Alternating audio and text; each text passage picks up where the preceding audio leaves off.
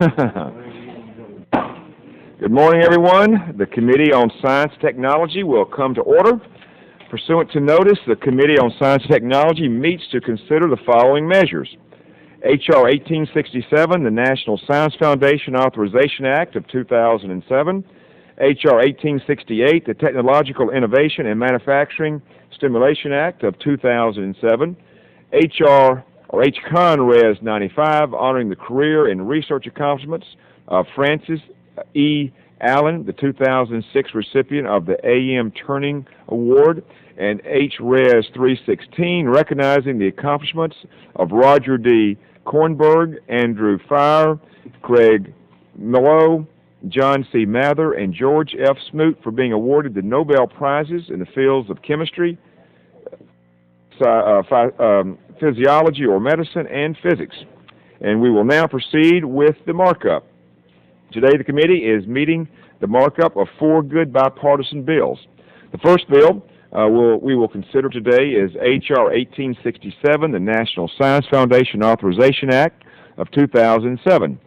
H.R. 1867 was introduced by Chairman Baird, Ranking Member Ellers, and other members of the Research and Science Education Subcommittee. The subcommittee met last Wednesday to consider H.R. 1867 and favorably reported the bill by voice vote after adopting 3 amendments. I want to thank and congratulate members of the subcommittee for their hard work and bipartisan cooperation on this excellent bill. The core of this bill is the 3-year authorization that keeps the foundation on a 10-year doubling path. NSF is a major source of federal backing for basic research at universities across all disciplines. And members of the Science and Technology Committee often have a difficult time explaining to our constituents and other members of Congress why it's so important to fund basic research. The benefits to you and me can seem so intangible in comparison to many of the other things the federal government does. But with the publicity around the recent reports like Rising Above the Gathering Storm, more of our colleagues and constituents understand that federally funded research pays enormous dividends to society. Economic growth, public health, national defense, and social advancements have all been tied to technological developments resulting from basic research.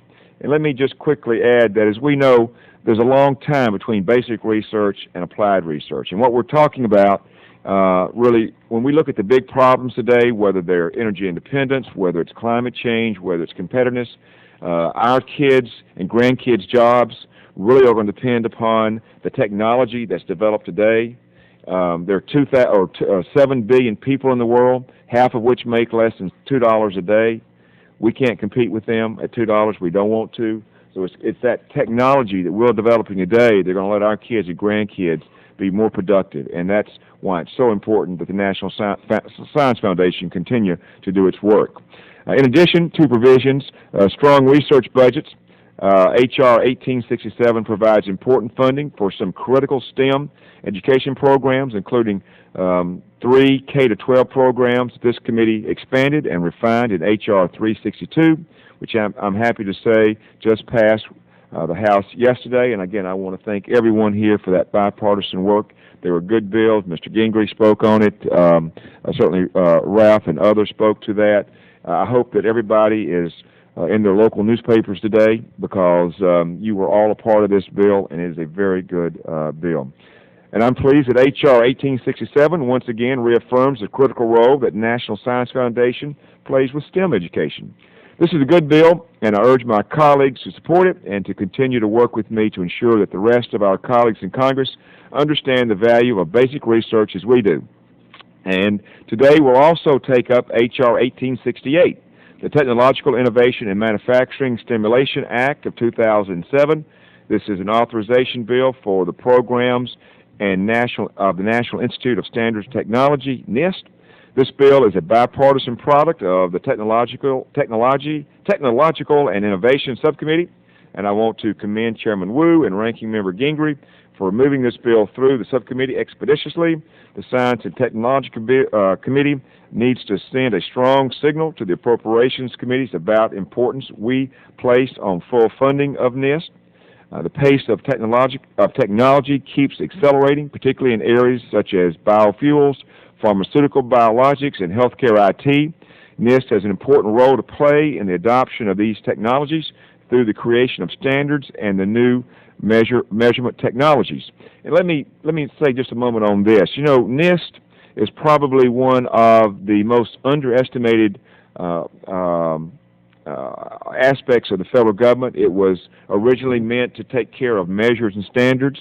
Now it goes much beyond that, and I think it's a committee that all of us can feel comfortable with, because this is not a regulatory committee. This is a committee, or rather an agency that brings together the business community, the manufacturing community, to work out problems on standards. And I think you're going to find that our committee here, the Science and Technology Committee, is going to get a lot more respect within the Washington, elsewhere area because of this committee. We are where the Commerce Committee has been stagnant in terms of healthcare IT. Ways and Means hadn't been able to go forward. We're going to be able to step forward and solve some of those problems, where the healthcare community is going to look at the Science and Technology Committee as one that made that breakthrough.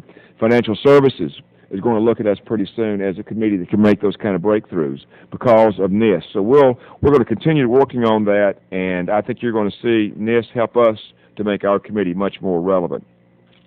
The committee is also aware of the important role that the Manufacturing Extension Partnership, MEP program, plays in keeping good manufacturing jobs here in the U.S., and NIST has a proven track record of implementing its technology development program.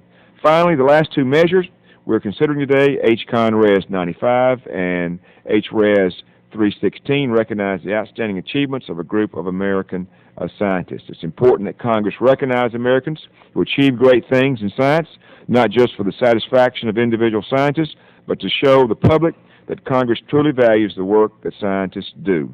And now I recognize Mr. Hall to present his opening statement. Chairman, I thank you for the chance to make some opening remarks. Of course, as you say, we're considering two authorization bills related to the President's American Competitive Initiative and two resolutions honoring the accomplishments of some very eminent American scientists. The National Science Foundation Authorization Act of 2007 authorizes funding for NSF for the next 3 fiscal years. This measure goes a long way in keeping with the President's ACI plan to double the budget within 10 years. In fact, it goes slightly beyond that to incorporate some of the additions to education programs that the House passed just yesterday. I appreciate the work of the subcommittee, ranking member, Mr. Ehlers, for his dedication and work on this bill, and I thank the chairman and thank Congressman Baird for their willingness to cooperate on making this really a truly bipartisan endeavor. I look forward to our continuing work together to improve this legislation and pass it with broad support. I'm also pleased that we're marking up H.R. 1868, the Technology, Innovation, and Manufacturing Stimulation Act of 2007. H.R. 1868 supports the President's ACI by setting NIST lab budget on a path to double the budget by fiscal year 2017. This bill will ensure that America's small and medium-sized manufacturers have access to the latest technologies and processes by authorizing the Manufacturing Extension Partnership Program. Finally, H.R. 1868 authorizes a technology innovation program to promote the swift development of high-risk research into marketable technologies. And I thank Dr. Ehlers and Dr. Gingrich for their extensive input in developing this bill, as well as the staff who dedicated considerable time to this endeavor. Also, I want to thank my Democratic colleagues for incorporating these important priorities into this bipartisan legislation. Mr. Chairman, I'm also pleased that the committee will honor 6 esteemed American scientists today. H.Con.Res 95 recognizes the first woman to receive the prestigious Computer Science A.M. Turner Award, Frances Allen. H.Res 316 honors the 5 American scientists who received Nobel Prizes in 2006, Roger Kornberg for chemistry, Andrew Fire for medicine, Craig Mello for medicine, John Mather for physics, and George Smoot for physics. And before I close, I want to point out that the NSF and NIST bills, as you have said, Mr. Chairman, both major pieces of legislation, were developed after only a few hearings on each topic, only one in the case of NIST. These hearings were at the subcommittee level, so only a few members of the committee were able to attend the hearings. Also, with regard to the NIST bill, there was never a hearing on the New Technology Innovation Program. In fact, these two bills were put together so quickly we have yet to receive all of the witnesses' response and questions, their response to the questions for the record submitted by members of the committee. So, Mr. Chairman, while I certainly support these bills in their current form, and once I've received all of the witnesses' response, I or some other members may want to propose further amendments to these bills when they're considered on the House floor, and I know you'll work with us on that. With that, I yield back the balance of my time, and I thank you for laying out a good bill and preparing for a good hearing. I yield back. Thank you, Mr. Hall. Let me assure you that we want to continue to work in the spirit that we have to get good bills. You know, the last NIST authorization was 1992 out of this committee. It's been 5 years since we had a National Science Foundation authorization. There's been lots of hearings in between, but you know, it's time to get something done, and we want to have the best bill possible, and you can be absolutely assured that we will continue with that collaboration. Without objection, members may place statements in the record at this point. We will now consider H.R. 1867, the National Science Foundation Authorization Act of 2007. I yield to the chairman of the Research and Science Education Subcommittee, Mr. Baird, for 5 minutes to describe his bill. I thank the chair, and I want to begin by congratulating the chair and really the entire committee for passage of two very important pieces of legislation dealing with research and education. It's a testimony to the leadership of the chair and to really an accomplishment for the full committee. And I want to put that into context. I think many members may be pleasantly surprised to see so many young faces in our crowd today. I understand that this is members of the Council for Undergraduate Research, and they're here, as my understanding, as part of the Posters on the Hill session. And I would just take this opportunity to encourage members to join them at Rayburn B 338, 339, or 340 to see some of the outstanding research being conducted by these young people. And I personally want to express my appreciation by giving you a round of applause for these young scientists who are here with us today. You'll see what we're doing today is marking up the National Science Foundation Bill. It's H.R. 1867, the National Science Foundation Authorization Act of 2007. My friend and colleague, Dr. Ehlers, and several other members of the Subcommittee on Research and Science joined us in introducing the bill, which was developed with input from a diverse range of NSF stakeholders. We received much of our input during two subcommittee hearings in March, but Dr. Ehlers and I made personal trips to NSF and met with the director of NSF and a science board as well. A number of other hearings preceded the hearings in this committee this year, as well as countless other informal conversations both before and following those hearings. We tried to limit provisions of the bill to policy, administrative, and budget issues that have arisen since the last authorization in 2002, while leaving the Foundation with a maximum flexibility in translating our guidance into practice. On April 19th, the subcommittee met to consider H.R. 1867 and favorably reported the bill as amended by voice vote after adopting 3 amendments. I want to thank all of my colleagues on the subcommittee for helping to improve this bill and move it expeditiously through the subcommittee. And I want to take this chance to thank Representative Hall and Representative Gingrey for working in a good bipartisan manner to address some of their concerns with Ms. Hooley and myself, and we're pleased that I think the results will improve the bill. The National Science Foundation is the only federal agency whose mission is to support science and engineering across all disciplines. NSF funds 20% of all basic research at American colleges and universities.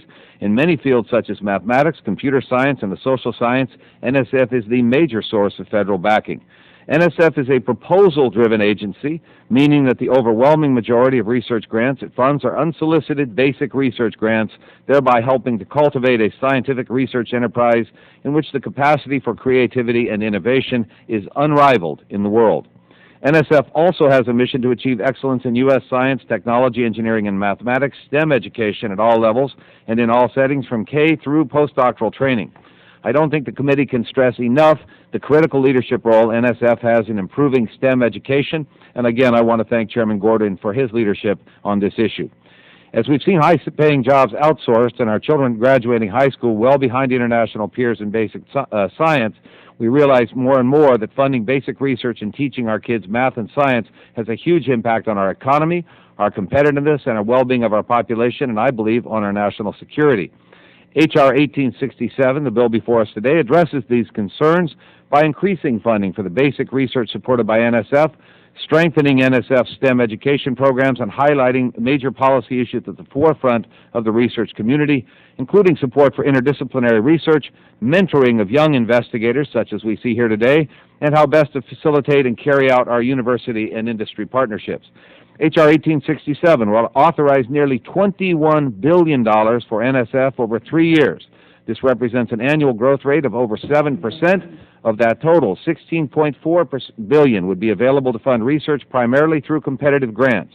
$2.8 billion will be available for STEM education programs, including $765 million for 3 critical K-12 programs, Math and Science Partnerships, Noyce Teacher Scholarships, and the Tech Talent Program. $790 million will be available for construction of world-class research facilities and equipment. But NSF can't keep up with the growing research and education budgets without a growing workforce and maintenance of its infrastructure, including such seemingly mundane needs as office space and computers for NSF employees. Therefore, we've also authorized an agency operations budget that grows at 7% for a total of $925 million over 3 years. And I would underscore to my colleagues that this particular importance was very strongly emphasized to Dr. Ehlers and I during our visits with NSF and their staff. The remaining $50 million would fund the National Science Board, the oversight body for the Foundation, and the important Office of Inspector General. Specific elements of H.R. 1867 include Section 3, which provides specific funding for Advanced Technological Education Program, which to date has helped create over 2,000 programs and 16,800 courses that prepare two-year college students across the country for the high-tech workforce. Section 3 also increases the cap on awards for major research instrumentation stepwise as the total MRI budget grows in order to accommodate a wider range of state-of-the-art research tools. Section 5 requires an evaluation of NSF's role in supporting interdisciplinary research, which is increasingly central to scientific progress and technological innovation.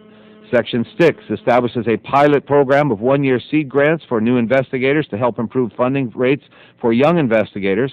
Section 7 encourages university industry partnerships. Section 8 requires funded investigators to report on activities to mentor postdoctoral research scholars. Section 9 requires NSF-funded institutions to train covered individuals, in particular students, in the responsible and ethical conduct of research. Section 12 encourages continuity of funding for certain STEM educations that can continue to demonstrate success without requiring a redesign and recompete of proposals every 5 years. Section 13 requires an evaluation of the impacts of NSF's new cost-sharing policy on existing and potential university industry partnerships. Section 15 requires a few reports to Congress, including one on funding for major facilities and on allocating funding for education and human resource activities. Finally, Section 18 requires a National Academy of Sciences report on barriers and strategies for increasing the participation of underrepresented minorities in STEM fields. Again, that is something Dr. Eddie Bernice Johnson has been a tireless advocate for. I'd like to conclude by again thanking Dr. Ehlers and other members of the subcommittee, including Ms. Johnson and Ms. Hooley, Chairman Gordon and Ranking Member Hall, for their thoughtful contributions to this bipartisan bill. We have a stronger bill thanks to your input. It addresses the needs of NSF stakeholders, and I urge support of H.R. 1867. Yield back. Thank you very much, Dr. Baird. Mr. Hall is recognized.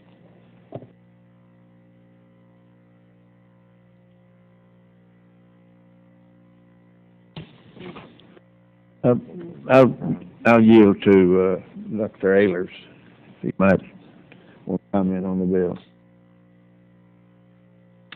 bill. Thank you for yielding, and I will be brief. Unfortunately, I'm supposed to leave about 2 minutes ago to go testify before the Appropriations Subcommittee, trying to get more money for the National Science Foundation. and that goes hand in glove with this bill. I will submit my statement for the record. Let me just briefly state it's an excellent bill. I appreciate the work that Dr. Baird has done on this.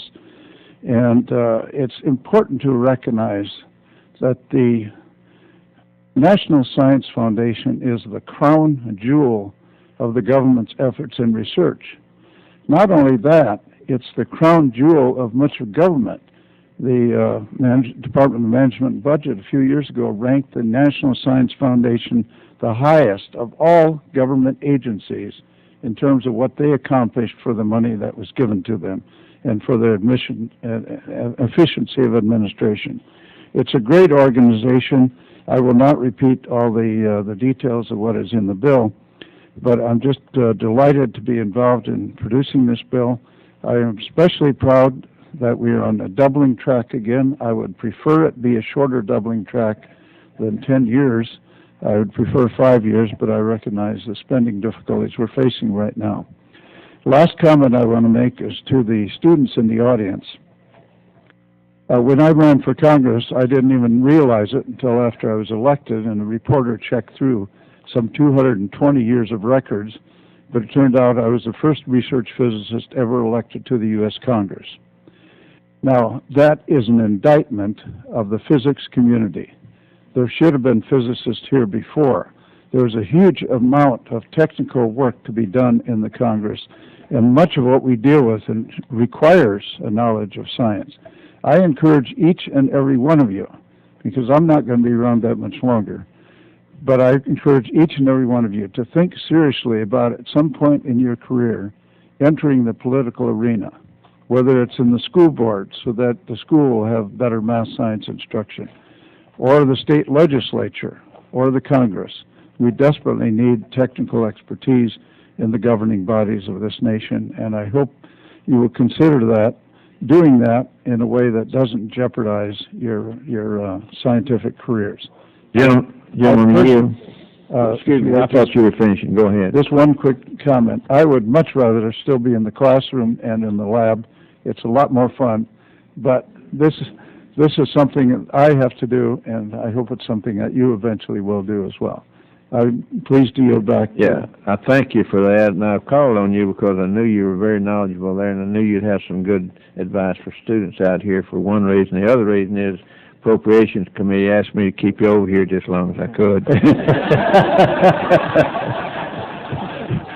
That's one thing the students have to learn. Many people will plot against you for trying to get that.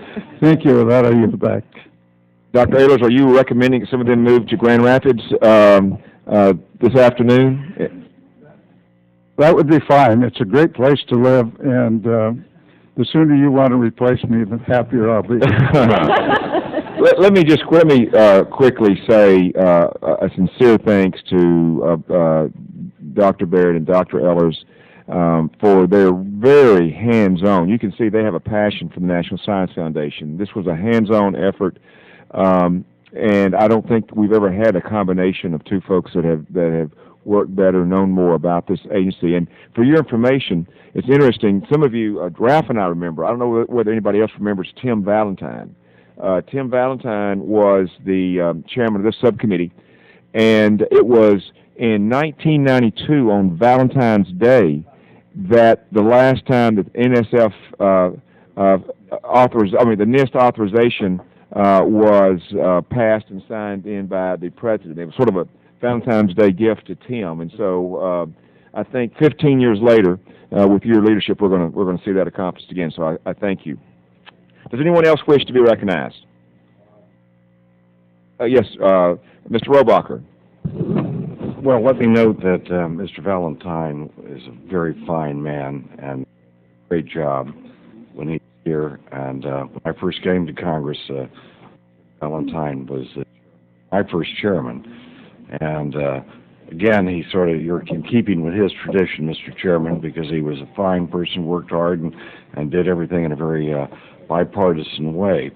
I'd like to ask a question about, we are, of course, authorizing a large amount of spending here today, and I was wondering, by the way, this is the first time I've known that you're a doctor, and I've been mistakenly just not calling you by your first name rather than Dr. Baird all this time. He's the kind of doctor you might want to talk to. That's good. That was a good comeback.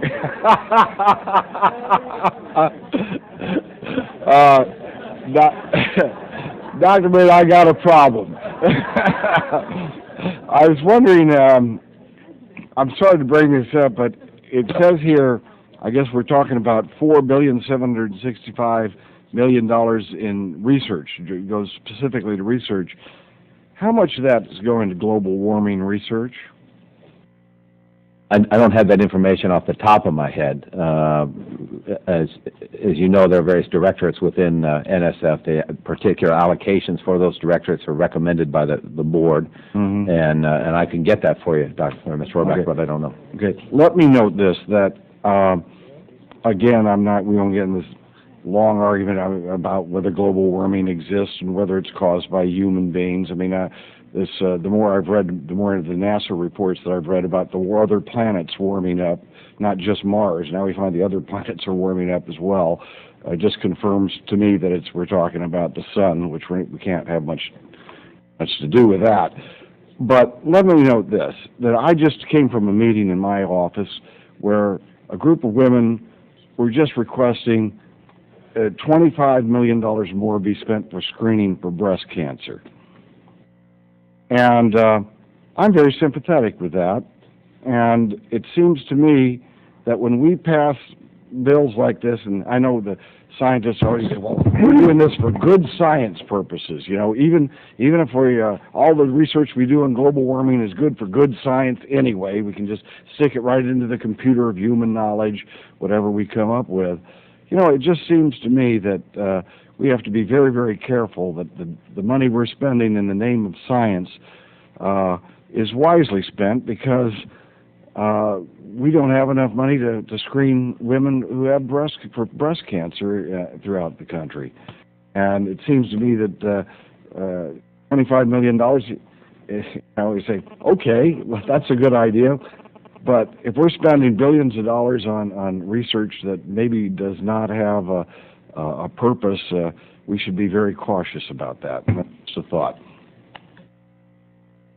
Yield to... If I may briefly respond, I actually share the gentleman's concerns that we spend our money wisely. In fact, when we first convening of this subcommittee, I made precisely that point. I believe, to the extent that scientists are receiving federal dollars, it is especially incumbent upon them to make sure that they're using that money wisely and well. And the example I gave in my opening comments of our opening hearing was, I've got to somehow go back home and justify to the logger who's risking his life in the woods and putting food on his family's plate, to the fisherman who's out off the coast of Washington State, to the guy working in the steel mill, wherever, and say, we believe that spending your hard-earned taxpayer dollars is worthwhile. And I believe it's incumbent on scientists themselves to ask that question. Is the research I'm doing with the federal dollar sufficiently important to spend somebody's hard-earned wages? Not all of it is, but I think most of it is. And I would share, the other thing I would say on the global warming front, I respect and recognize the gentleman's concerns. I think there are also many other, you may say that some aspect of research is going to global warming, but it will be addressing other things like the health of our crops, the health of our forests, etc., water supply systems. They may tie that in some way to global warming, but it's probably not exclusively to global warming, so we'll have other benefits. But the gentleman's point that scientific dollars need to be spent wisely and well, and the research has to be high standards, is absolutely correct. And it's not just coming out of the taxpayers' pocket, it's actually coming out of money that we have available for things like breast cancer screening. So thank you very much, Mr. Chairman. Thank you. Let me also say to the gentleman, one of the reasons that we resurrected the Oversight and Investigation Subcommittee was to make sure that our dollars were being spent well. And I think that is a part of our job. If we have limited resources. If we're not spending them well, then we're taking away from something else. And somewhat, as Dr. Baird said, I think most of the climate change, if it is climate change, I think most of it really is looking for alternative energy. And it's really an energy, and climate change is really a secondary kind of, aspect to it. Chairman, yield for just one moment. Absolutely, sure. Let me just note that, and I'm not going to name the institution, but I went down to visit an institution, and I actually had a wonderful meeting on global warming in their new Global Warming Center, which was made out of they had a beautiful dining room, and they had wonderful facilities there where they were able to sit around and talk about global warming, and it cost millions of dollars. And it was nothing more than a beautiful new building for these scientists to sit around in. They didn't even include there weren't even machines there and everything like that. And they had a wonderful executive dining room in which they treated the congressmen to lunch and everything like that. And quite frankly, that's I don't know if some of a lot of the other money that we're spending in the name of that isn't going to that rather than a research. I mean, actual research that does help crops or forests or things like that. So there's some things that we need to be looking at, making sure the money's being spent in a way that is absolutely beneficial rather than just for people's comfort and scientists' comfort. May I respond briefly to that, Mr. Chairman? If you would, I'll be very brief. Get to you. Yes. I'll be very brief because I want to get to the markup. But to reassure the gentleman, it's my understanding that, except in the case of large facilities, where the infrastructure needs a building, NSF dollars typically don't go to buildings. This was a facility. But was it funded by? It may or may not have been funded by NSF dollars. Thank you. We always appreciate your input, Mr. Robacher. We hope you had a good lunch there also. We need to bring this to a close. Let me just quickly say, I think Dr. Ehlers shares most all of our opinions here, is that we're all disappointed that the doubling of NSF takes 10 years. That's not much more than inflation, but I think it is realistic, and it's something that we're all swallowing because, again, we're trying to be realistic and move the ball forward, and we thank you for that. So does anyone else wish to be recognized? Mrs. Johnson. And we certainly will have the record open for anyone else that wants to submit their remarks, and if there are no other, Ms. Hooley. Yes, I would just particularly like to thank Dr. Gingrey for the work that he did with me on our amendment that was brought up, a concern was brought up last time on undergraduate research, and so it's actually very appropriate that the students are here, that those dollars go for. So I just want to thank him for the work on that. I think it makes it a better piece of legislation, and it accomplishes what we want to accomplish by making sure that money is there for that undergraduate work. If I might extend on that comment just a little bit, we really are trying to develop good bipartisan legislation and with input from all. And I think that was a good example in that we were told, Ms. Hooley had an amendment, and we were told that Dr. Gingrey was opposed to that amendment, and which is perfectly fine. And so we told Darlene that, and she said, well, he's a friend of mine. Let me just go talk to him. And so they went over, talked to him, worked it out, and hopefully, again, we have a better bill. And I hope that we're trying to create that kind of dialogue so that folks can talk with each other. We're supposed to have differences, and we should. But let's get the non-real differences aside and talk about the real differences. So again, we appreciate you working that out. And is there anyone else that has a comment? If not, I ask unanimous consent that the bill is considered as read and open to amendment at any point, and that members proceed with the amendments in the order of the roster. Without objection, so ordered. The first amendment on the roster is offered by the gentleman from Washington State, Dr. Baird. Are you ready to proceed with your amendment? I am. The clerk will report the amendment. Amendment to H.R. I'll ask unanimous consent. Let me just, Mr. Chairman. I hate to interrupt this. Yes, Mr. Hall. Could you at least let the clerk read the title of the amendment of each of them? Absolutely. The clerk will proceed. Amendment to H.R. 1867, offered by Mr. Baird of Washington. And I will ask unanimous consent to dispense with the reading. And I say that just to expedite, not to be discourteous to our clerk, and not to, but that is how the procedures go. But anytime someone wants us to go further, it is unanimous consent. So, without objection, so ordered. The gentleman is recognized for 5 minutes to explain his amendment. Mr. Chairman, my amendment to H.R. 1867 makes a few technical and clarifying changes to the bill identified following last week's subcommittee markup. In addition, our amendment contains following substantive changes. First, in Section 3D, subparagraph 3, on cost sharing for major research instrumentation awards. The amendment adds permission for a reduction or waiver of the MRI cost sharing requirement at the discretion of the director for consortia of institutions of higher education that include at least one institution that is not a PhD granting institution. This provision will help build partnerships between major research universities and small undergraduate institutions to increase access to state-of-the-art research tools and experiences for both faculty and students at the smaller institutions. Second, in Section 4, we added eligibility for awards under the Centers for Research on Learning and Education Improvement Programs for certain nonprofit organizations. A number of nonprofit research institutes around the country, including those housed at leading science museums, have repeatedly demonstrated their ability to take leadership roles and to build partnerships with universities in STEM education research. This provision would make those nonprofits eligible for awards under the Center's program, provided they meet all the other criteria, including an ability to attract and support graduate students. Third, in Section 16, we added a new subsection to increase the number of Waterman Awards to 3. The annual Waterman Award recognizes an outstanding young researcher in any field of science or engineering supported by the foundation.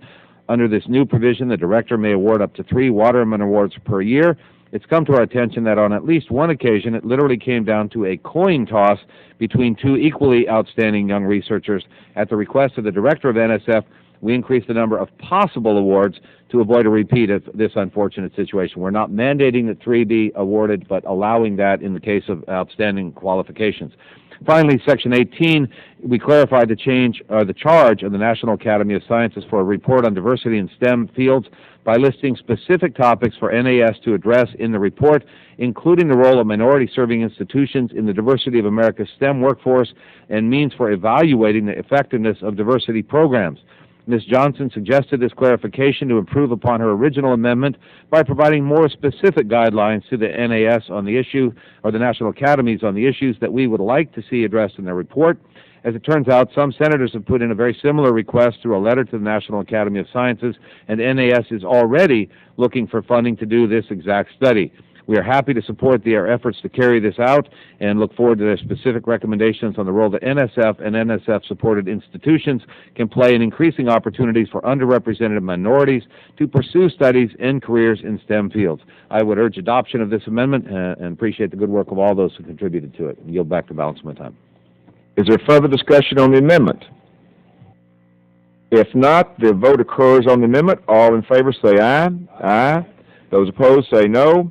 The ayes have it, and the amendment is agreed to. The second amendment on the roster is offered by the gentleman from Texas, Mr. Hall. Are you ready to proceed with your amendment?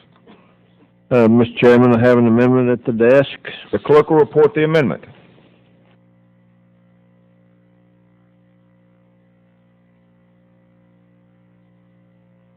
The clerk will report the amendment, the title of the amendment, anyway. Amendment to H.R. 1867 offered by Mr. Hall of Texas.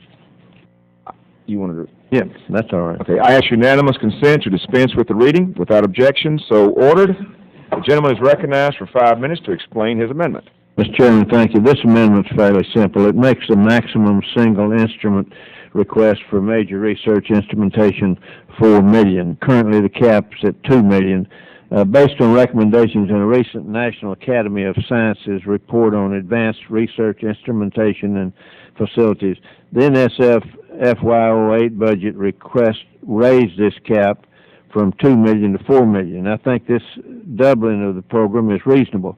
The bill before us goes far beyond that requested, increased the cap to $6 million and escalated it, I think, all the way up to $12 million, depending on the level of appropriations. My amendment simply sets the cap at $4 million and provides for a $2 million additional increase if appropriations grow to more than $125 million. I appreciate the chairman for working with me on this very fair compromise and encourage my colleagues to support this amendment. I yield back. Let me concur that Mr. Hall has made a good bill better, and we thank him for his input on this. Is there further discussion on the amendment? Mr. Chairman, I would just echo your compliments to Mr. Hall. I appreciated him raising this issue. Our goal has been to raise the amount of funds available to institutions for this kind of instrumentation. I think you raised a legitimate point about the cap, and I appreciate his willingness to adjust it as additional funding becomes available, and urge passage of this amendment. Is there further discussion of the amendment? If not, the vote occurs on the amendment. All in favor say aye. Aye. Those opposed say no. The ayes have it. The amendment is agreed to. The third amendment on the roster is offered by the gentleman from Georgia, Dr. Gingrey. Are you ready to proceed with your amendment? Mr. Chairman, I am. The clerk will report the amendment. Amendment to H.R. 1867 offered by Mr. Gingrey of Georgia. I ask unanimous consent to dispense with the reading without objection. So ordered. The gentleman is recognized for 5 minutes to explain the amendment. Mr. Chairman, thank you, and I want to thank my good friend from Oregon, Ms. Hooley, who commented on the overall bill just moments ago. And indeed, we have worked together on my amendment. My amendment basically started out with a concern over designating a certain amount of funding for the research experiences for undergraduate programs, the REU. And I know we have the students here that Dr. Baird recognized at the outset that possibly have been the beneficiaries. Well, indeed, we are, the American people, the beneficiaries of their research work, and I hope that I'll have an opportunity to stop by this afternoon and see some of that, and I commend them. But I felt that in wanting to amend the overall bill that came out of the subcommittee, a concern not to get into too much micromanaging of the National Science Foundation, particularly in regard to research and related activities and the amount of funding for that. We want to make sure that they maintain the flexibility without too much earmarking, if you will. But I really appreciate my good friend from Oregon, Ms. Hooley, and we've talked about this, and she's right. There's this concern that the REU program probably has been neglected within research and related activities budget.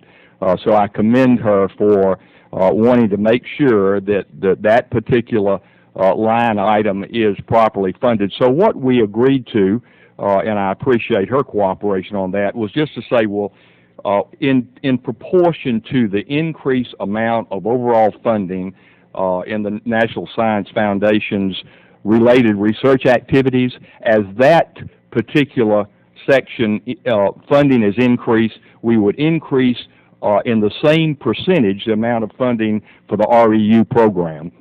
Again, the REU program, Research Experience for Undergraduate program. And, Mr. Chairman, that in essence is my amendment. And again, I want to thank Darlene Hooley, my good friend from Oregon. We had a great conversation about this on the floor yesterday as we applauded each other on the passage, Mr. Chairman, of 362 and 363.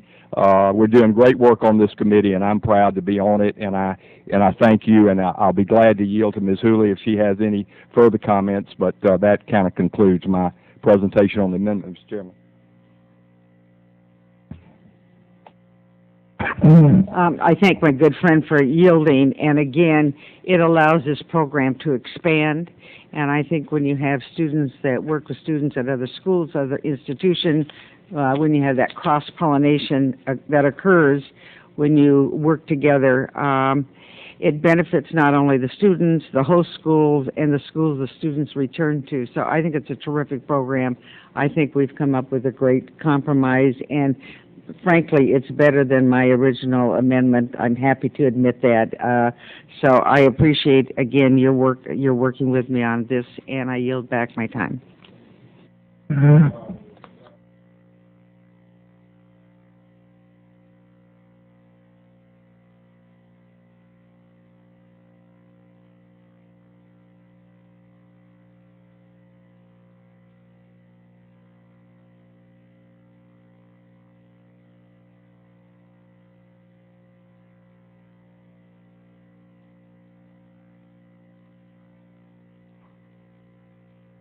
There we go, make it in. Okay, I think we got the point though, but once again, to be sure everybody heard, all in favor say aye. Aye. All opposed, no.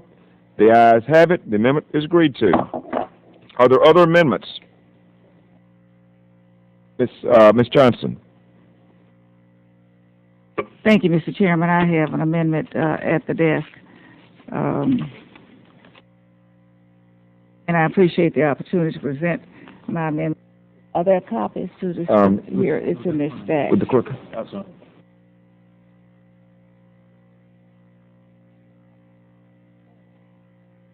Thank you. Thank you, Mr. Chairman. Next one.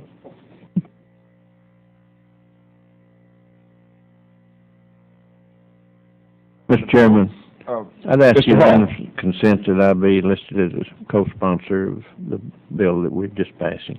Without objection, that would be a great honor. Okay, if there are no more amendments, then the vote will be on the bill, H.R. 1867 as amended. All in favor say aye. Aye. All opposed, no. In the opinion of the chair, the ayes have it. Now I recognize Mr. Hall to offer a motion. Mr. Chairman, I move that the committee favorably report H.R. 1867 as amended to the House with the recommendation that the bill as amended do pass. Furthermore, I move that staff be instructed to prepare the legislative report and make necessary technical and conforming changes, and that the chairman take all necessary steps to bring the bill before the House for consideration. Yield back my time. The question is on the motion to report the bill favorably. Those in favor of the motion will signify by saying aye. Aye. Opposed, no. The ayes have it. The bill is reported favorably. Without objection, the motion to reconsider is laid upon the table. I move the members have 2 subsequent calendar days in which to submit supplemental, minority, or additional views on the measure. I move pursuant to Clause 1 of Rule 22 of the Rules of the House of Representatives that the committee authorize the chairman to offer such motions as may be necessary in the House to adopt and pass H.R. 1867, the National Science Foundation Authorization Act of 2007, as amended. Without objection, so ordered. We will now take up, and thank you all for your cooperation on that. We will now take up and now consider H.R. 1868, the Technological Innovation and Manufacturing Stimulation Act of 2007. I yield to the chairman of the Technological and Innovation Subcommittee, Mr. Wu, for 5 minutes to describe his bill. Thank you very much, Mr. Chairman. Last week, the Technology and Innovation Subcommittee marked up H.R. 1868, the Technology, Innovation, and Manufacturing Stimulation Act of 2007, to authorize the programs of the National Institute of Standards and Technology, or NIST. NIST has not had a comprehensive reauthorization since 1992, and it is long overdue. I know that Dr. Ehlers shares this view, and I thank him, Ranking Member Hall, and Dr. Gingrey for working with us in a spirit of cooperation to craft this bill. H.R. 1868 contains several provisions from Dr. Ehlers' bill, H.R. 255, and it is a stronger bill as a result of this bipartisan effort. For over 100 years, NIST has made important contributions to public safety, industrial competitiveness, and economic growth through standards and measurements. NIST will be a key part of American innovation in the next 100 years. H.R. 1868 puts NIST on a 10-year path to doubling as an investment in our innovation research. We wish we could do better, but the numbers are the numbers. It strengthens the internal research at NIST, puts the Manufacturing Extension Partnership on a 10-year path to doubling, and replaces the Advanced Technology Program with an innovative effort to target small and medium-sized businesses for limited cost-shared funding of technological breakthroughs which potentially have broad public benefits. H.R. 1868 also makes important changes to manufacturing adopted from Dr. Ehlers' bill, H.R. 255, which will encourage advances in manufacturing technology. Specifically, H.R. 1868 authorizes the NIST laboratory programs at $471 million in FY08, $498 million in FY09, and $538 million in FY210. These numbers put the lab programs on a path to doubling in 10 years, consistent with the President's American Competitiveness Initiative. The bill authorizes the construction and maintenance account at $94 million in FY08, $86 million in FY09, and $50 million in FY210. These amounts fund the completion of laboratory construction and upgrades at NIST Boulder, Colorado, and Gaithersburg, Maryland campuses. The bill authorizes the Manufacturing Extension Partnership at $113 million in FY08, $122 million in FY09, and $132 million in FY210. These amounts put the MEP program on a path to doubling in 10 years. The bill creates the Technology Innovation Program, which responds to global innovation competition by funding high-risk, high-reward, pre-competitive technology development with high potential for public benefit, focusing on small and medium-sized high-tech firms. Many of these policy changes were requested by the administration in its 2002 legislative authorization package. The bill provides for $45 million in new Technology Innovation Program grants each year. The bill also requires the NIST director to submit an annual planning document addressing NIST's direction in the next 3 years. There's an agreement on doubling NIST's budget, and we need to develop a roadmap on how NIST can best use these resources. This bill is a bipartisan work product and a key component of our innovation agenda. I urge everyone to support the legislation. Thank you, Mr. Wu, and Mr. Hall, you're recognized. Mr. Chairman, I yield to Dr. Gingrey, who wants to speak on this amendment. Bill. Mr. Gingrey Bill, not Bill Gingrey.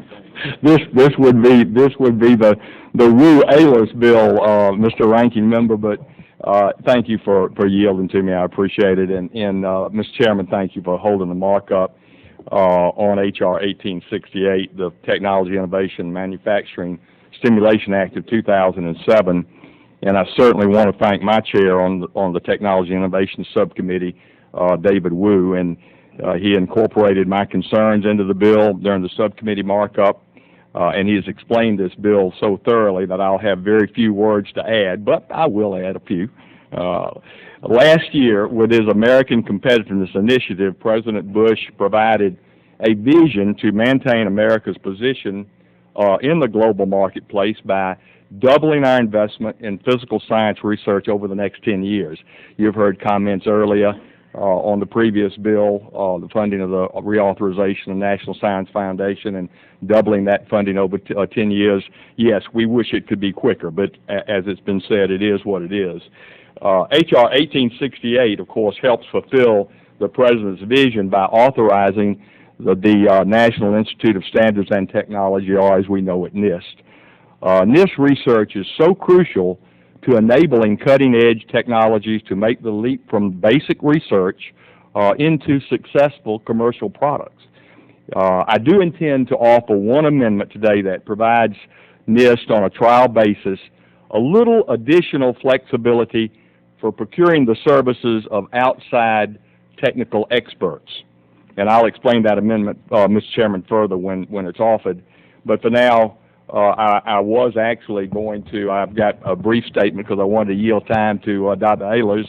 I know he's done so much work on this bill, as Chairman Wu acknowledged in his remarks. But as we all know now, he's at the Appropriations Committee trying to get us the money that we so desperately need for these programs. So with that, Mr. Chairman, I'll just yield back and look forward to commenting on my amendment in a few minutes. Thank you, Dr. Gingrey. Does anyone else wish to be recognized? Then I ask unanimous consent that the bill is considered as read and open to amendment at any point, and that the members proceed with amendments in the order of the roster. Without objection, so ordered.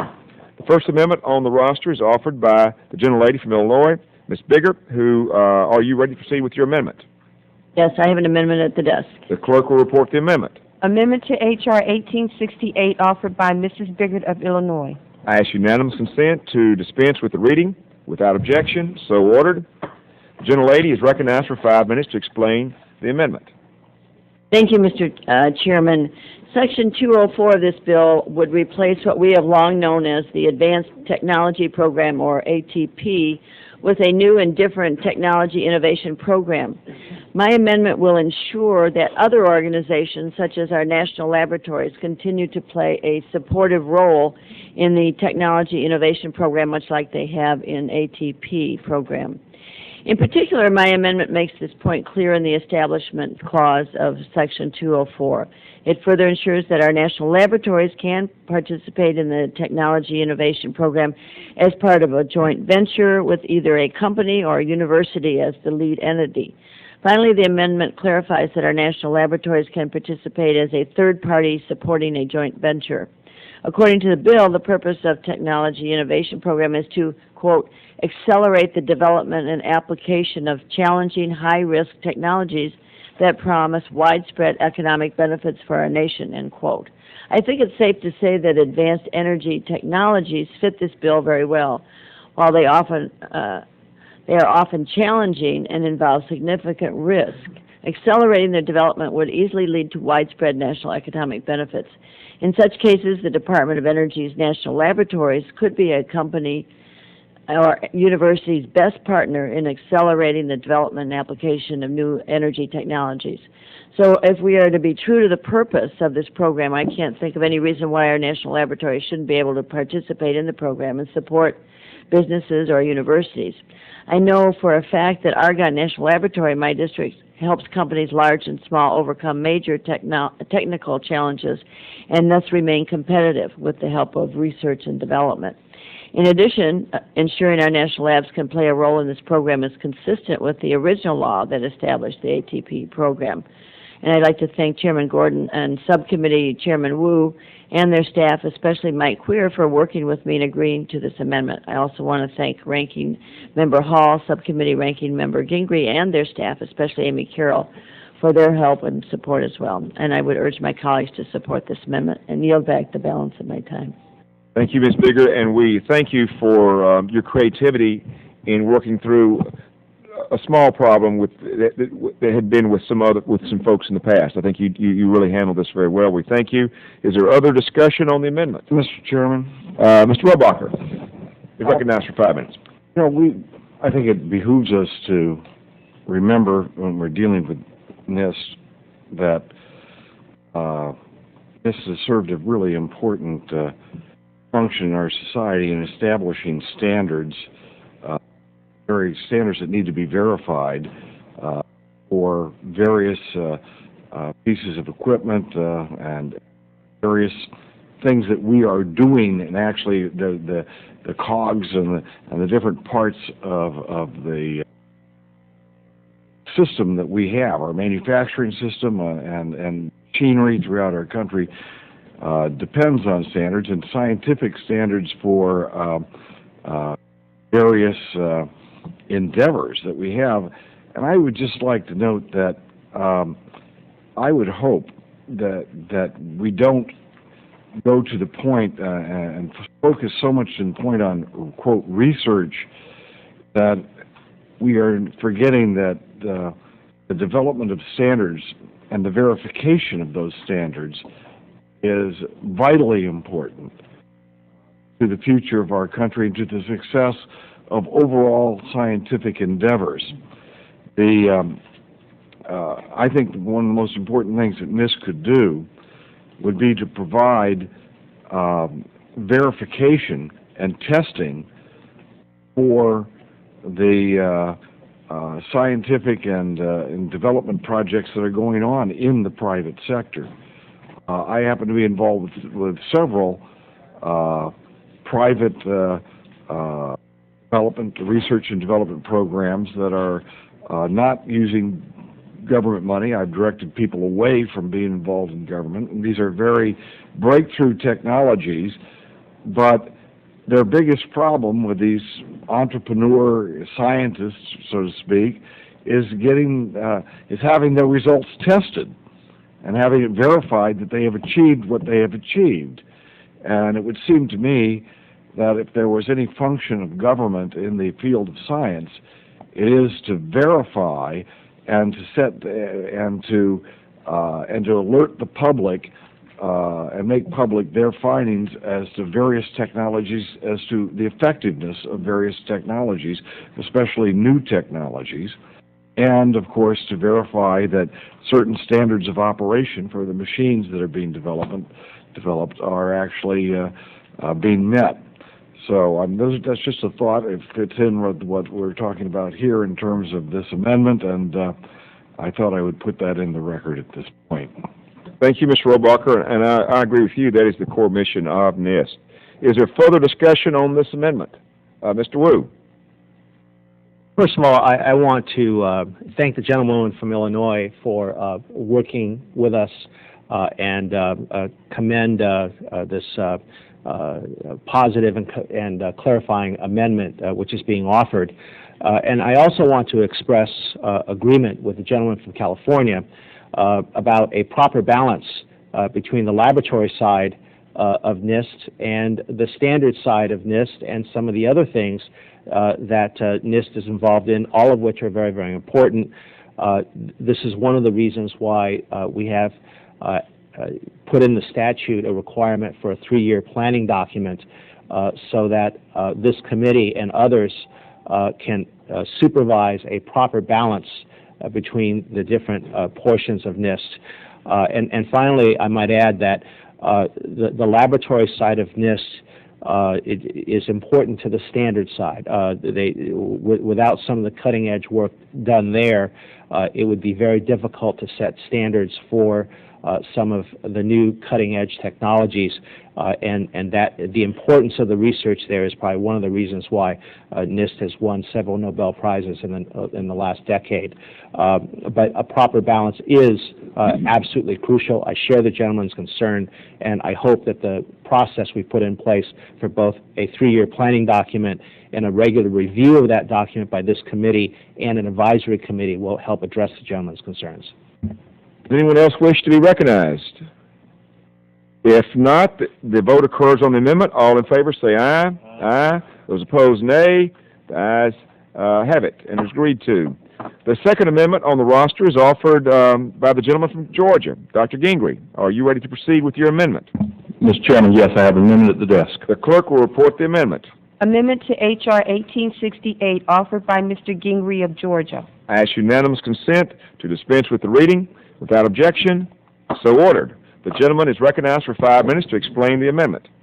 Thank you, Mr. Chairman. And before I explain the amendment, let me just say that I thoroughly enjoyed that tutorial from Mr. Robacher and for Chairman Wu in regard to what NIST does. I think it is very, very important for us to understand, and as they both pointed out, to strike that proper balance. I had an opportunity to go out to the NIST laboratories at Gaithersburg with Dr. Jeffers a month ago, and hopefully I'll get an opportunity to go out to the University of Colorado and see the facility there. But it's really amazing the important work that's done, and I thank the two gentlemen for pointing that out. Mr. Chairman, this amendment is in response actually to a conversation I had with Dr. Jeffries when we went on that field trip and I visited at Gaithersburg, and it was their request for a little additional flexibility in their authority to initiate what he referred to as short-term contracts with technical experts. I didn't know that they couldn't do that, but apparently not. And NIST wants the authority because they often need to seek out a very specific scientific expertise to assist on an urgent or short-term research project. For example, under current law, if NIST wants a world-leading authority in chemical measurements, let's say who is now retired, to work with its scientists for a few hours a week on chemistry standard reference data products, the agency cannot go directly to that expert. They're required to work through a subcontractor, and of course that just adds a lot of time and a lot of additional cost to the process. So this amendment is really pretty simple, and again, it was requested by NIST, by the director, and it would simplify the process, allow NIST to directly contract with an expert for the period of time needed to develop the standard reference product. And the amendment is certainly consistent with the authority that is provided to other agencies like the Department of Homeland Security. They have that authority. It proposes this authority, my amendment, on a temporary basis just for the scope of the 3 years of the authorization. It also would require GAO, the Government Accountability Office, to review how NIST used this new authority during the 3-year time period and to make any recommendations on whether additional safeguards might be needed if such authorities were to be made on a permanent basis. So this is a 3-year request. I understand that Chairman Gordon supports my amendment, as well as Subcommittee Chairman Wu. I urge all of my colleagues to also support it, and I yield back my time, Mr. Chairman. Thank you, Dr. Gigger. You are correct that this is a good amendment that, again, improves this bill. Is there further discussion on the amendment? If not, all in favor say aye. Aye. Those opposed, nay. The ayes have it. The amendment is agreed to. Mr. H.Con is gone now, and I know he had an amendment that he subsequently withdrew. But let me, in his absence, say that the essence of his amendment was to look at areas for recoupment of taxpayer dollars. I personally think this is something we need to look into. Much of our basic research is for the public good, but I do think that there are those areas where it's appropriate to have recruitment. We're looking at that in the ARPA-E. I think it's a little premature now because we just don't know how to do it, because there's really not a model anywhere else. But I want you to know that ones of you that would like to see some taxpayer dollars come back from this research, we want to look at that recruitment, and we thank Mr. H.Con for getting that started. So the Fourth Amendment on the roster. Mr. Chairman? Yes, Mr. Wu. I'd just like to express support for the comments that you just made about Mr. H.Con's potential amendment. Thank you. Yeah, we just thought, again, we were working on something like that prior to his amendment, and we're not quite there, but we're going to find a way to do that. And, but anyway, the Fourth Amendment to the roster is offered by the gentlelady from Texas, Ms. Johnson. Ms. Johnson was called away, and so in her absence, I would like to introduce that amendment, and the clerk will report the amendment. Amendment to H.R. 1868, offered by Ms. Eddie Bernice Johnson of Texas. I ask unanimous consent to dispense with the reading. And without objection, so ordered. And since the gentlelady is gone, she is Dr. Gingrey, once again, an active person who he is today, was co-sponsoring that amendment. And in Ms. Johnson's absence, I will let you make whatever comments you would like to make. Please, sir.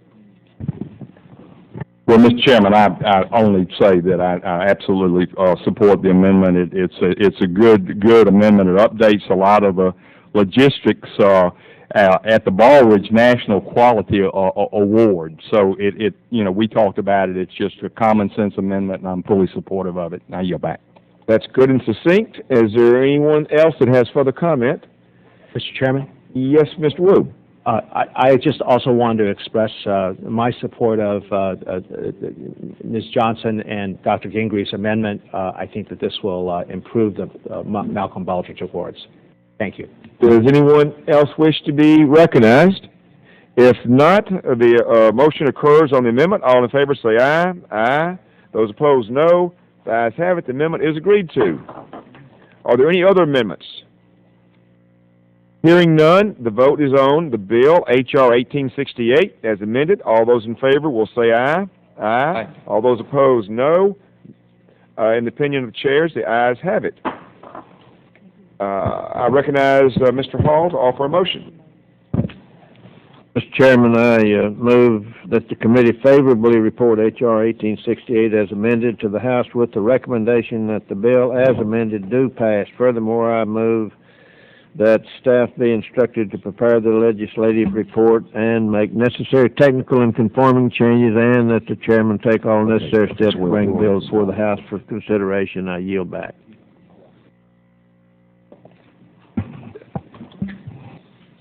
Thank you, Mr. Hall. The question is on the motion to report the bill favorably.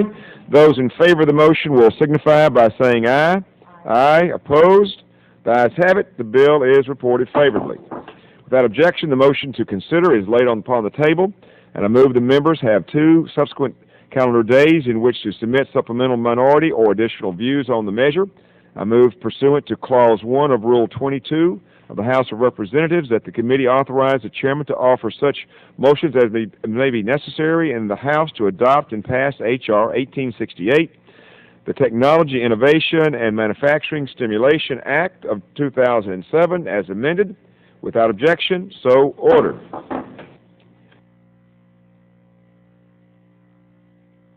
Okay. We now will consider H.Con. Resolution 95, honoring the career and research accomplishments of Francis E. Allen, the 2006 recipient of the A.M. Turing Award. I yield Ms. Woosley 5 minutes to describe this resolution. Thank you, Mr. Chairman. Thank you for bringing H.Con.Res 94 before the committee for consideration. H.Con.Res 95, I said 94, I'm sorry, 95 honors a pioneer in the world of computing, Dr. Frances Allen, the first woman awarded the A.M. Turing Award by the Association for Computing Machinery, ACM. The Turing Award is widely considered to be actually the Nobel Prize of computing, and by being the first female recipient, Dr. Allen is highlighted as a role model for women everywhere to aspire to a career in math and science. As a scientist at IBM since the early 1960s, Dr. Allen pioneered new technologies which serve as the basis for complex theories which are widely used today throughout the computer industry. Because of this, she was also the first woman to be recognized as an IBM Fellow in 1989. It should come as no surprise to any member of this committee that the nation's IT workforce is suffering from a lack of qualified candidates.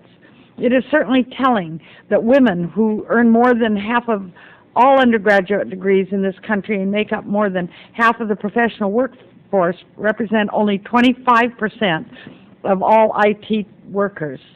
In fact, that percentage of women graduating with degrees in computer science has fallen from 37% of total graduates in '95 to just 15% in 2005. With grim statistics like these, it is clear that if we are going to close the gap and ensure that the information technology sector has enough workers, we must get young women into this workforce. Besides her outstanding scientific achievements, Dr. Allen has also been an inspirational mentor to all young researchers and a leader within the computing community. She is an advisory council member of the Anita Borg Institute for Women in Technology, whose goal is to increase the participation of women in all aspects of technology. It is clear that Dr. Allen deserves recognition for all of the tireless work she has done to promote women's roles in computing. Mr. Chairman, Dr. Frances Allen is a role model for scientists everywhere. Having succeeded at the highest levels of math and science, I therefore urge my colleagues to support this bill and not only congratulate Dr. Allen on her success, but show that this Congress appreciates her setting the bar high in her support of an increased presence of women in science and technology. With that, I yield back. Thank you, Ms. Woosley, and I recognize Mr. Hall to present any remarks on the resolution. Mr. Chairman, Ms. Woosley has very adequately set out the reasons that this lady is being honored, and respectfully has done it in a great manner. It's a good resolution honoring a true pioneer, and I'm pleased to support the resolution. I yield back my time. Thank you. Does anyone else wish to be recognized? Not, I ask unanimous consent that the resolution is considered as read and open to amendment at any point, and that the members proceed with the amendments in the order of the roster. Without objection, so ordered. The first amendment on the roster is offered by the gentlelady from California, Ms. Woosley. Are you ready to proceed with your amendment? Yes, Mr. Chairman, I have an amendment at the desk. The clerk will report the amendment. Amendment to H.Con.Res 95 offered by Ms. Woolsey. I ask unanimous consent to dispense with the reading. Without objection, so ordered. The gentlelady is recognized for 5 minutes to explain her amendment. Mr. Chairman, in drafting this bill, mention of the Association for Computing Machinery was inadvertently left out of my amendment. And what this amendment does, out of my bill, and the amendment simply adds the following whereas statement.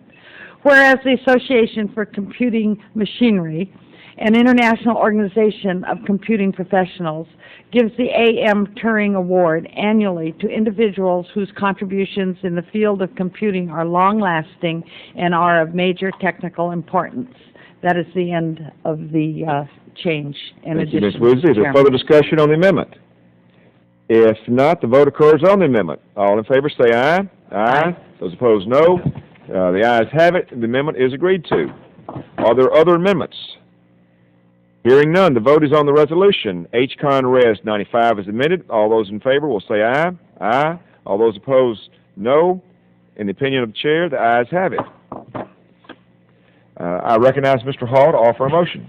Mr. Chairman, I move that the committee favorably report House Concurrent Resolution 95 as amended to the House with recommendation that the bill do pass. Furthermore, I move that staff be instructed to make necessary technical and conforming changes and that the chairman take all necessary steps to bring the resolution before the House for consideration. I yield back. The question is on the motion to report the resolution favorably.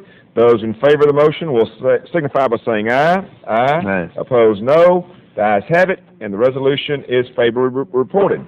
Without objection, the motion to reconsider is laid upon the table. I move the members have 2 subsequent calendar days in which to submit supplemental, minority, or additional views on the measure. I move pursuant to Clause 1 of Rule 22 of the Rules of the House of Representatives that the committee authorize the chairman to offer such motions as may be necessary in the House to adopt and pass H.Con.Res 95, honoring the career and research accomplishments of Francis E. Allen, the 2006 recipient of the A.M. Turing Award, as amended. Without objection, so ordered. We will now consider H.Con.Res 316, recognizing the accomplishments of Roger D. Kornberg, Andrew Fire, Craig Mitlow, John C. Mather, and George F. Smoot for being awarded the Nobel Prize in the fields of chemistry, physiology or medicine, and physics. And Mr. McNerney is not here right now, but let me say I very much appreciate the attendance here at the end. Oh, and here he is. We were going to proceed anyway because you were so good to stay, but since Mr. McNerney is here, I would recognize him for opening remarks.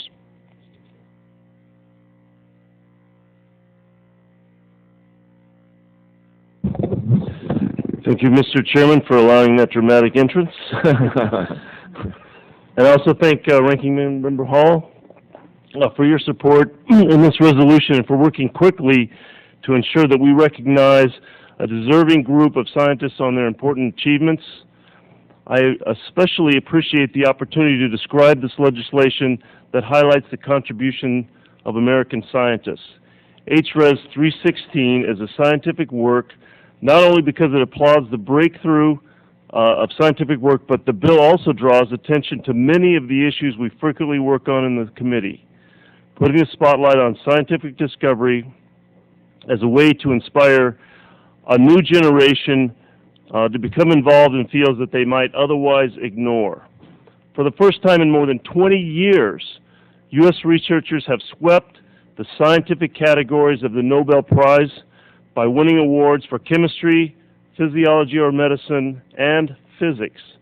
It is fitting that we recognize the contributions of these individuals, and I'm proud that we're doing so here today. In December of last year, the Nobel Prize in Chemistry was awarded to Roger Kornberg from Stanford University in my home state of California. The Physiology Prize went to Roger Fire, who works also at Stanford in the School of Medicine. And the Physics Award went to John Mather from NASA's Goddard Space Center and to George Smoot from the University of California at Berkeley. Mr. Smoot has also the timely distinction of adding his name to the list of more than 170 National Science Foundation grantees who were awarded the Nobel Prizes over the years. I'm sure that with the improvements we've just made to the programs at NSF and the dedication that we all have to moving this country forward, Professor Smoot will certainly not be the last Nobel Prize winner to benefit from NSF funding. H.Res 316 officially recognizes the accomplishments of these scientists and their contributions to improving society. Mr. Chairman, I can't think of a better way to honor these individuals and commend them for helping the U.S. sweep the Science Nobel Prizes for the first time in 33 years.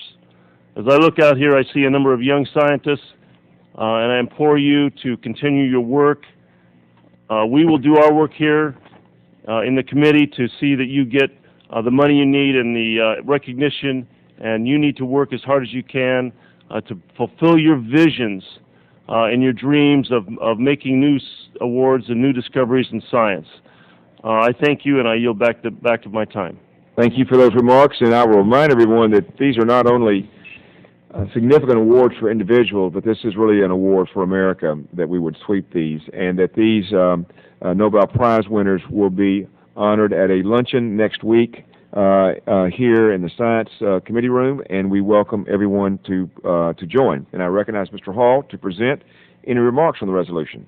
Thank you, Mr. Chairman. I'm pleased to support the resolution. I'd like to add that these men are true testaments to the spirit of American innovation. In an increasingly competitive world, it's impressive that our nation continues to produce world-class scholars such as these men. It really doesn't surprise me that a nation that invented the light bulb and put a man on the moon fosters innovative solutions to our most pressing challenges. It's my hope that our innovation agenda will continue to provide a foundation from which scholars and entrepreneurs can launch their ideas into the competitive marketplace as these men have done. I yield back. Thank you, Mr. Hall, and I think that our NSF authorization and our NIST authorization today will help accomplish just what you had suggested. Does anyone else wish to be recognized? Dr. Beard. Mr. Chairman, very briefly, during our debate on H.R. 362 and 363, I observed that we need to embody, we spoke about the need to improve respect for science and math education nationwide, and I suggested we need to embody that with the Congress, and I observed that we tend to offer more resolutions congratulating athletic teams or movie stars than we do honoring sciences. And I very much commend Mr. McNerney for reversing that trend, and it's richly deserved that we honor and that the Congress really embody the principle of honoring these scientists with this resolution. I commend him for it and thank him for offering this resolution. Thank you. And once again, we invite everyone to come meet them next week. Is there anyone else that would like to speak to this resolution? If not, I ask unanimous consent that the resolution is considered as read and open to amendment at any point, and that members proceed with amendments in the order of the roster. Without objection, so ordered. Are there any amendments? Hearing none, the vote is on the resolution, H.Res. 316. All those in favor say aye. Aye. All those opposed say no. In the opinion of the chair, the ayes have it. I recognize Mr. Hall to offer a motion.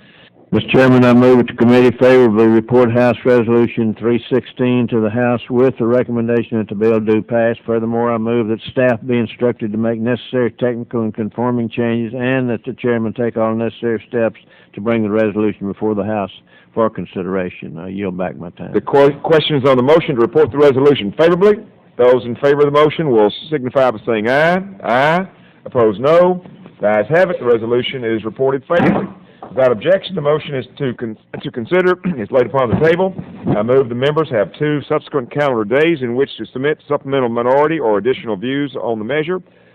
Move pursuant to Clause 1 of Rule 22 of the Rules of the House of Representatives that the committee authorize the chairman to offer such motions as may be necessary in the House to adopt and pass H.Res. 316, recognizing the accomplishments of Dr. Roger D. Kornberg, Andrew Fire, Greg Mello, John C. Mather, and George F. Smoot for being awarded the Nobel Prizes in the fields of chemistry, physiology, or medicine, and physics. Without objection, so ordered. And finally, let me look at all of you and say thank you for being the hardcore and staying here as we completed our business. We had 4 good resolutions today, and I want to thank all of you again, and this meeting is concluded.